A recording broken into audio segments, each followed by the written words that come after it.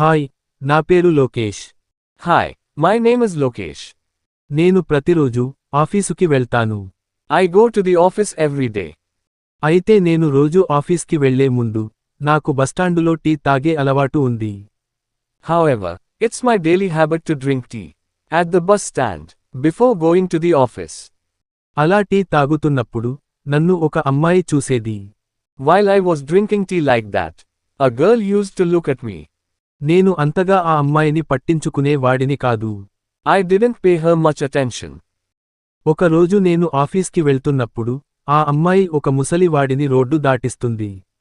One day, while I was going to the office, I saw that girl helping an old man cross the road.